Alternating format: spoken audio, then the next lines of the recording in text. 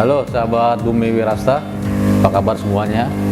Saya harap semua dalam keadaan sehat walafiat dan penuh kebahagiaan karena berlimpah panen ikan atau panen udangnya. Ketemu lagi dengan saya di Bumi Wirasta Channel yang membahas spesial aerator dan kelengkapannya.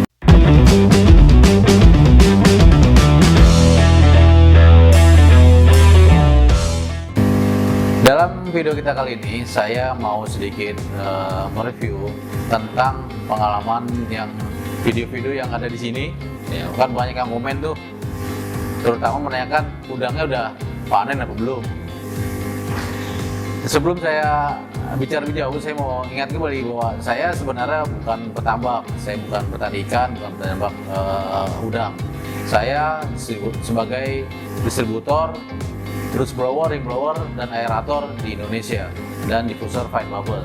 Dan sebenarnya saya membuat video ini dalam rangka saya ingin menunjukkan kepada rekan-rekan bagaimana performa daripada mesin kinerja dari mesin aerator ini. Jadi saya bukan untuk bermaksud menunjukkan keberhasilan saya dalam berbudidaya karena saya bukan pembudidaya.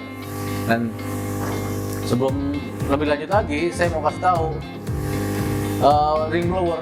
aerator Resun yang ada di sana atau di depan saya, bisa disorot Mas Andi.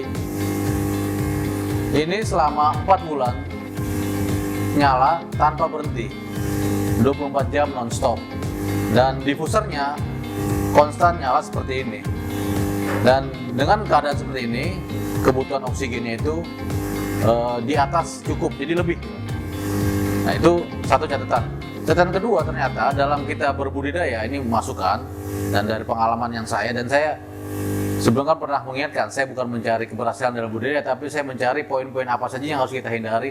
Dan ternyata dalam kita berbudidaya itu, selain kita sudah punya perlengkapan aerator, diffuser dan lain sebagainya, dan kita harus menyiapkan suplai listrik yang mumpuni gitu. Jadi masalahnya adalah budidaya dengan sistem bioflok ini benar-benar 100% mengandalkan aerator. Jadi dia tidak mengandalkan alam ya, dia menggunakan teknologi. Nah, teknologi ini, mesin aerator ini harus 24 jam nyala, standby. Dan apa yang terjadi apabila mati lampu?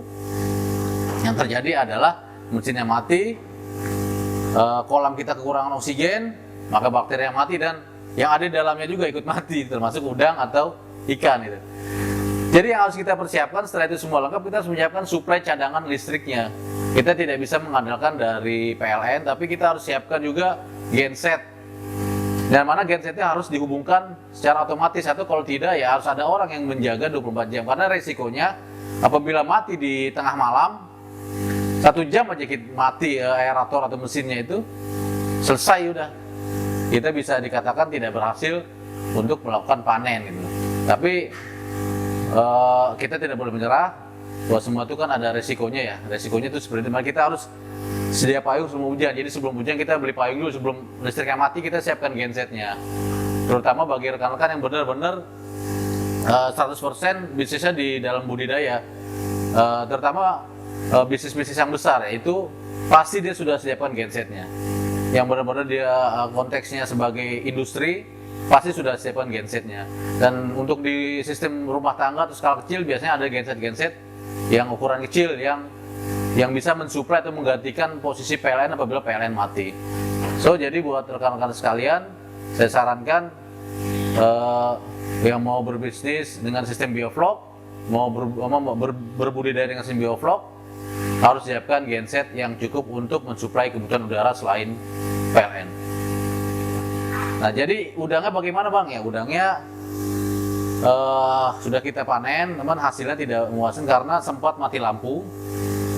Cukup lama ya, itu kurang lebih 6 jam. Dan masih ada yang hidup sedikit lah, ya nggak banyak. Jadi tidak sebanding dengan udang yang kita tebar di saat awal, karena mati lampu itu menyebabkan dia kekurangan oksigen, karena mesinnya tidak bisa berjalan secara optimal. Dan memang saya akuin saya tidak menyiapkan genset di sini karena memang saya tidak menyiapkan lahan ini untuk budidaya. Ini sebenarnya adalah gudang aerator, dan apabila ada klien kemari melihat seperti apa, saya tunjukkan ini untuk aplikasinya seperti ini. Nah, rekan bisnis tetap semangat, Salam dan nantikan video-video saya selanjutnya. Terima kasih. Assalamualaikum warahmatullahi wabarakatuh.